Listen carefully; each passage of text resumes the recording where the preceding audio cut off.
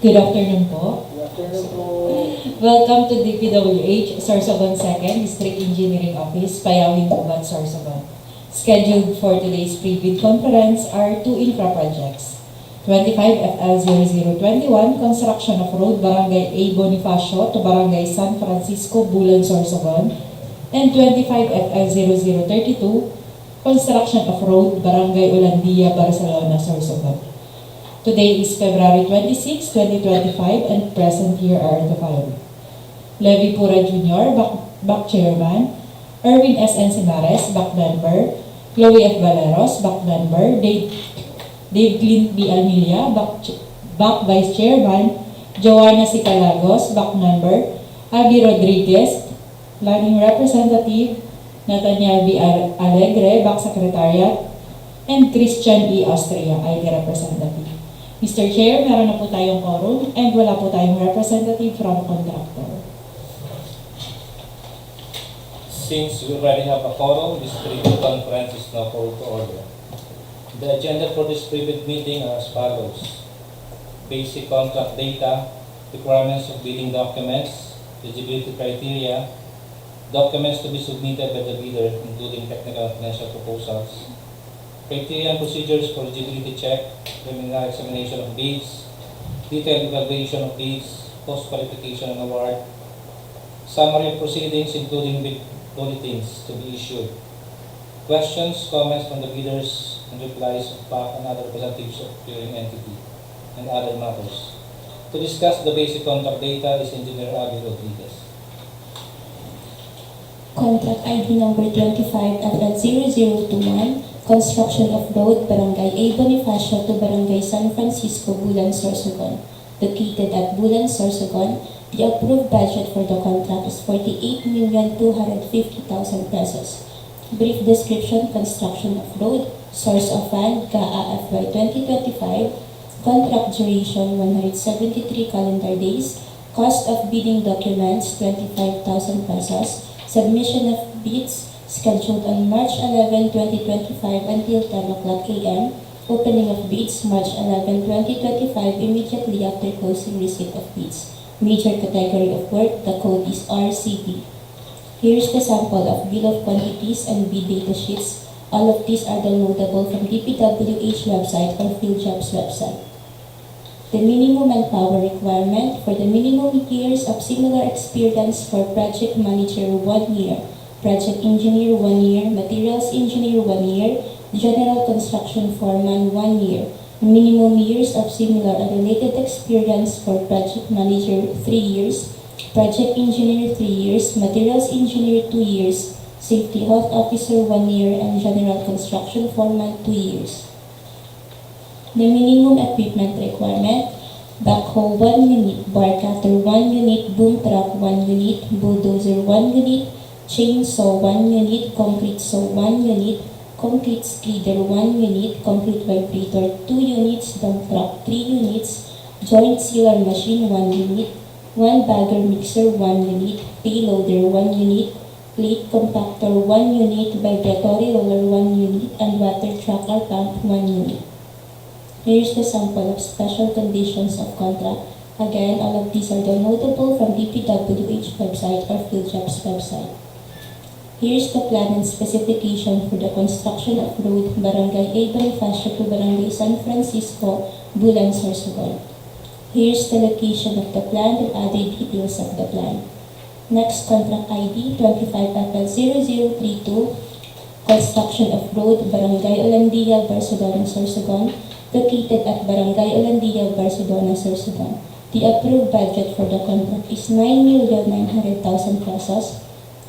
Brief description: construction of road, source of fund, GAA FY 2025, contract duration 98 calendar days, the cost of bidding documents 10,000 pesos, submission of bids is scheduled on March 11, 2025 until 10 o'clock a.m. Opening of bids March 11, 2025 immediately after closing receipt of bids. Major category of work, the code is RCP. Here is the sample of the bill of quantities and bid data sheet. Again, all of these are downloadable from DPWH website or PhilJobs website. The minimum manpower requirement for the minimum years of similar experience for project manager 2 years, project engineer 2 years, materials engineer 1 year, safety health officer 1 year, and general construction foreman 1 year. Dump truck. The minimum equipment requirements for dump truck 3 units, backhoe 1 unit, payloader 1 unit, bulldozer 1 unit, backhoe wheel mounted 1 unit, vibratory roller 1 unit, water truck or pump 1 unit, concrete vibrator 2 units, concrete skredder 1 unit, concrete saw 1 unit, bar cutter 1 unit, joint sealer machine 1 unit, bar bender 1 unit, cargo o service truck 1 unit, 1 bagger mixer 1 unit, chainsaw 1 unit, truck mounted crane 1 unit, and telescopic man lift 1 unit. Here is the sample of the special conditions of contract. Again, this is all downloadable from DPWH website and PhilJobs website. The plans and specification for the construction of road Barangay Olandia, Barcelona, Sorsogon, located at Barangay Olandia, Barcelona, Sorsogon. Here is the location of the plan and the other details of the plan. Submission and receipt of bids. Bids should be submitted to the back on the date, time, and either at its physical address or through online submission specified in the instruction to bidders, through its bidders' duly authorized representative in a 2-envelope system, where the eligibility and technical requirements are enclosed in one envelope and the financial requirements in another envelope. Eligibility and technical envelope and financial envelope shall then be enclosed in one single envelope. Bid validity shall be 120 calendar days from the date of the opening of bids. Each bidder shall submit one copy of the first and second components of its bid. The procuring entity may request additional hard copies or electronic copies of the bid. However, failure of the bidders to comply with the said request shall not be a ground for disqualification. The procuring entity allows the submission of bids through online submission or any other electronic means. The bidder shall submit an electronic copy of its bid, which must be digitally signed. An electronic copy that cannot be opened or is corrupted shall be considered non-responsive and thus automatically disqualified. Each envelope shall contain the name of the contract to be bid, name and address of the bidder, recipient back procuring entity, and the markings do not open before the date, time of the opening of bids. The procuring entity requires additional copies of the technical and financial documents. Each copy of the document shall also be enclosed in a separate envelopes marked as Copy 1 Technical Documents and Copy 1 Financial Documents. Both envelopes shall be enclosed in a single envelope marked Copy 1 Bid. Each envelope shall contain the name of the contract to be bid, name and address of the bidder, the recipient back procuring entity, and the markings do not open before the date, time of the opening of bids. Unsealed or unmarked bid envelopes, or in case of electronic bid submission, not in compressed archive folders and are not password protected, are rejected. Improperly sealed and marked bid envelopes or not properly compressed and password protected will be accepted, provided that a bidder or its duly authorized representative shall acknowledge such condition of the bid as submitted. The back assumes no responsibility for the misplacement of the contents of the improperly sealed or marked bid or its premature opening as per Section 25.9 of the IRR. Electronic submission and receipt of bids. Meron po tayong two modes of submission of bid, either manual submission of bid or electronic submission of bid. A bidder may opt only one mode lang po sa pag-submit ng bid. For manual submission of bid, yan po ay sa Box Secretariat Office, DPWH Sorsogon, 2nd DO, Barangay Payawin, Gubat, Sorsogon. For electronic submission of bids, yan po ay sa electronicbids_sorsogon2 at dpwh.gov.ph. Guidelines through electronic means. Use a two-factor security procedure consisting of an archive format compression and password protection to ensure security, integrity, and confidentiality of the bids submitted. Allows access to a password-protected bidding documents on opening date and time. The passwords for accessing the file will be disclosed by the bidders only during the actual bid opening, which may be done in person or face-to-face through video conferencing, webcasting, or similar technology.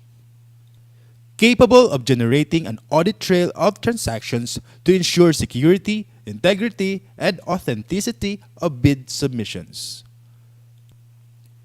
Bids submitted after the deadline shall not be accepted.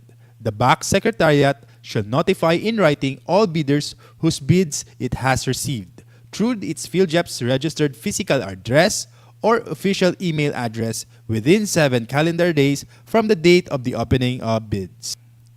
Modification of bids. Bid modifications must be submitted before the deadline of submission of bids.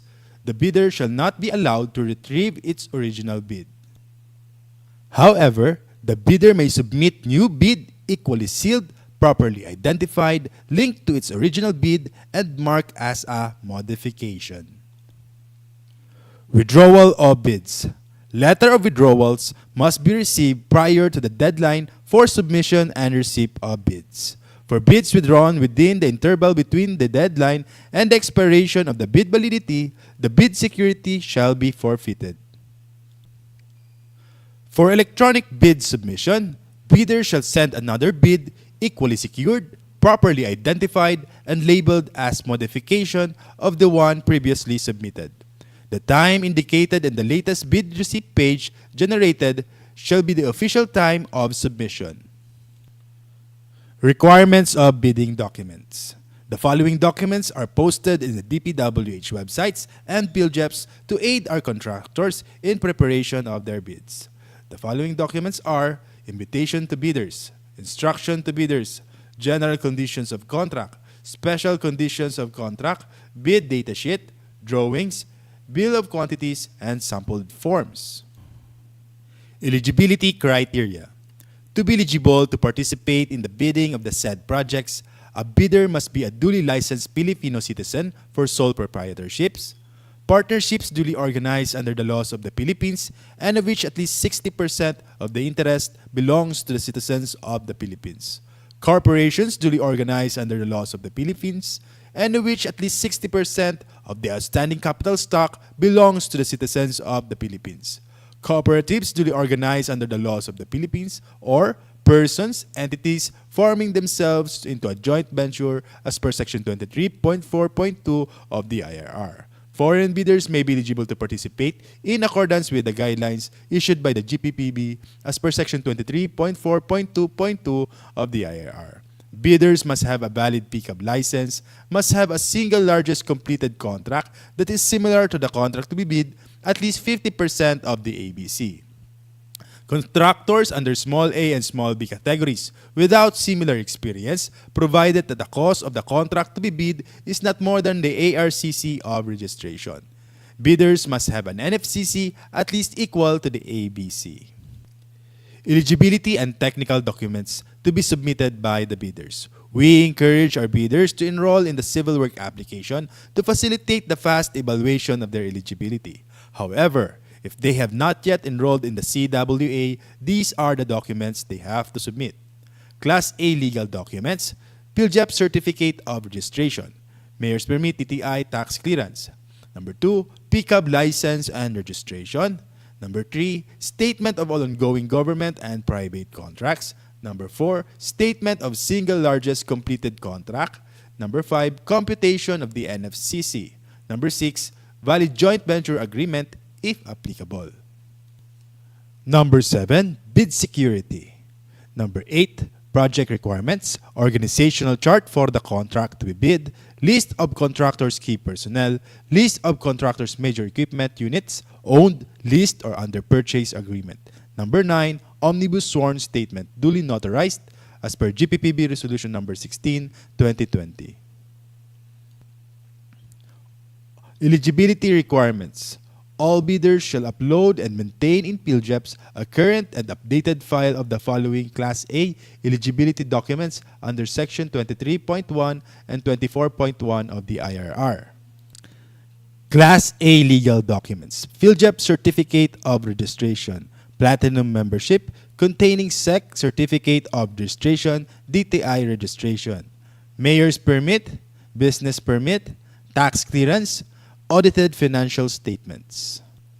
As per GPPB Resolution Number 15, Series 2021, lifting the suspension on the implementation of the mandatory submission of PhilJEP Certificate of Platinum registration and membership in competitive bidding and limited source bidding. All bidders are required to maintain a Platinum membership of PhilJEP Certificate of Registration.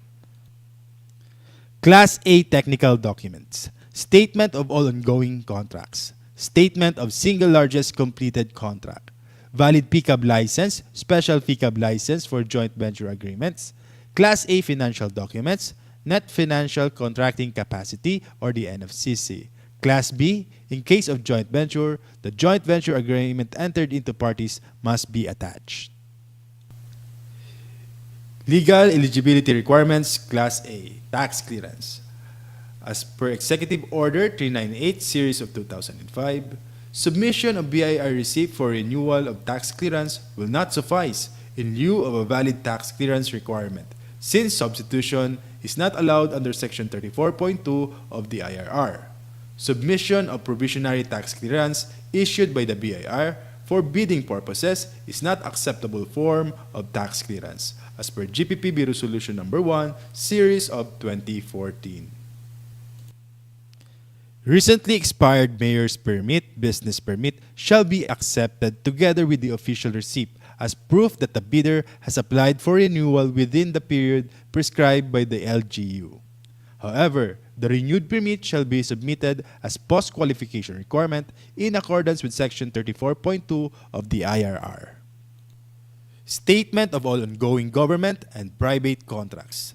Statement of the bidder of all ongoing government and private contracts, including contracts awarded but not yet started, if any, whether similar or not similar in nature and complexity to the contract to be bid.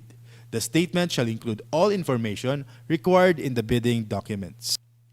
Statement of single largest completed contract. The single largest completed contract completed should be similar to the contract to be bid or has the same major categories of work. The single largest completed contract's value should be at least 50% of the ABC to be bid, upon adjustment of current prices using the PSA Consumer Price Indices. Contractors under small a and small b categories without similar experience on the contract may participate if the cost of the contract to be bid is not more than the ARCC of registration. The statement of single largest completed contract shall be supported by the owner's certificate of final acceptance, issued by the project owner other than the contractor, or a final rating of at least satisfactory in the constructor's performance evaluation system. In case of contracts with the private sector, an equivalent document shall be submitted. Philippine Contractors Accreditation Board PCAB license. Bidders must have a valid PCAB license or a special PCAB license for joint ventures. PCAB license should indicate the registration for the type and cost of the contract to be bid. Should be valid at the time of the deadline for the submission and opening of bids. Bid security. Bidders have the option to choose their preferred form of bid security. Only one form of bid security is required to be submitted. For cash or manager's check, bank draft, bank guarantee, or irrevocable letter of credit, 2%. For surety bond, callable upon demand, 5%, or you can use bid securing declaration. Please be guided of the GPPB Resolution Number 16, 2020 sa format ng bid securing declaration. Bid security in the form of bid securing declaration. Any omission of the said clauses shall be grounds for disqualifications. The clauses should include the non-inclusion in the blacklist, authenticity of documents, verification authority, signatories authority, disclosure of relations, responsibilities of bidders, labor laws and standards, non-payment any commission, amount, fee, or any form of consideration in relation to any procurement project or activity.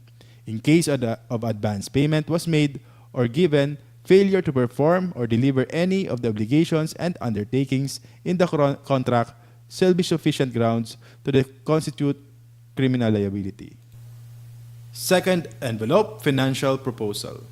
The second envelope shall contain bid form, summary of bid prices in the bill of quantities, detailed estimates including a summary sheet indicating the unit prices of materials, labor, and equipment, cash flow by quarter, month, and payment schedule, other documents required in the bidding documents. Please be guided of the GPPB Resolution Number 16, 2020 for the bid form. Detailed evaluation of bids. Unless the instruction to bidders specifically allows partial bids, those not providing all the required items shall be considered non-responsive. Placing no price is considered non-responsive. Specifying a zero or dash means it is offered for free. The purpose of the detailed evaluation of bids is to determine the lowest calculated bid by establishing the correct calculated prices of bids, ranking calculated total bid prices from lowest to highest. The method, a non-discretionary criterion, shall be used which shall include consideration of completeness of bids and minor arithmetical corrections. Results shall be contained in the abstract of bids. For the detailed evaluation of bid, in case of discrepancies between bid prices in figures and bid price in words, the bid price in words shall prevail. Total price per item versus the unit price for the item times the quantity, the unit price for the item times the quantity shall prevail. The stated total price versus the actual sum of prices of component items, the actual sum of prices of component items shall prevail. Unit cost in the detailed estimate versus the unit cost in the bill of quantities. The unit cost in the bill of quantities shall prevail. Reminders to all the bidders of our no-contact rule, prohibition of communication with bidders from bid evaluation until award of contract.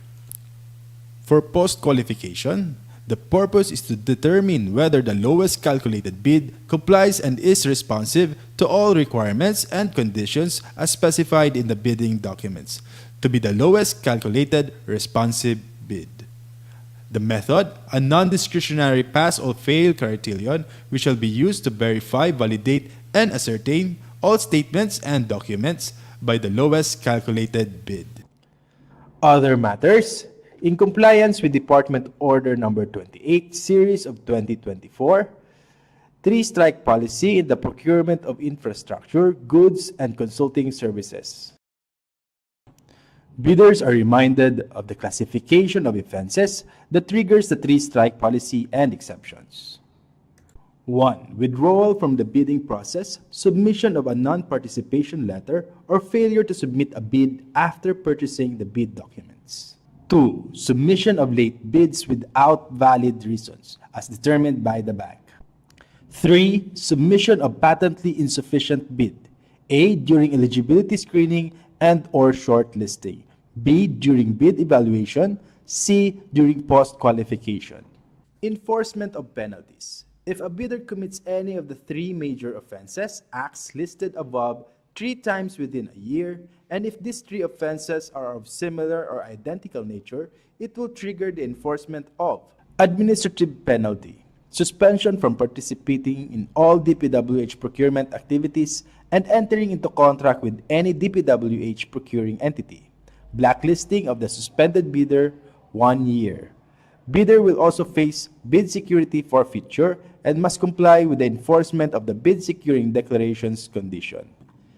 If a bidder commits another set of 3 similar offenses or more than 2 sets of 3 similar offenses instances where more than 6 offenses occur within the said 1 year time frame, bidder may be subjected in an increased penalty resulting in blacklisting for a period of 2 years. The effective duration for the penalty of either 1 or 2 years, as applicable, will be clearly stipulated in the blacklisting order, with the provision that the duration of the blacklisting shall not exceed a maximum period of 2 years, commencing on the date the blacklisting order is approved and issued by the Secretary. Due process and implementation. The BAC and its technical working group will meticulously verify the monthly consolidated strike report or its updated version at each stage of the procurement process. In line with the department's commitment to its quality objective of providing quality, safe, and environment-friendly public infrastructure facilities aimed at improving the life of every Filipino, Department Order 110 Series 2024, implementation of the ISO 9001-2015 certification requirement for large A, medium B, and medium A contractors in the procurement of infrastructure projects of the department is in effect. Bidders classified under pickup size range for large A with ARCC more than 300 million but less than 450 million, the effectivity of the said requirement will be on January 1, 2025. For medium B, more than 150 million but less than 300 million, the effectivity will be on July 1, 2025. And for medium A, with more than 30 million but less than 150 million, the effectivity will be on January 1, 2026. Department Order 118 Series of 2024, Guidelines on the Accreditation and Assignment of Contractors and Consultants Project Engineers. Assigning only qualified and competent project engineers of the contractors and consultants in the implementation of DPWH projects shall be observed. Bidders are reminded of the following classification and limits of assignment. Project Engineer 2, 10 contracts located within the same province for simultaneous assignment, each costing more than 150 M. Project Engineer 1, 11 contracts located within the same province for simultaneous assignment, each costing 100 M to 150 M. Provisional Project Engineer, 10 contracts located within the same province, simultaneous assignment, each costing less than 100 M. Guidelines on the implementation of early procurement activities, EPA. Prospective bidders and all concerned are informed that this procurement project is undertaken through early procurement activities, EPA, pursuant to Appendix 31, Guidelines on the Implementation of Early Procurement Activities of the 2016 Revised Implementing Rules and Regulation of RA 9184, updated as of January 15, 2024, and GPPB Circular No. 6, 2019. Due process and implementation. This shall include, but not limited to, the rules and procedure of EPA, fixed price rule in procurement, extension of bid validity and security, validity of eligibility requirements prior to the award of contract, conditions of award, and date of earliest delivery.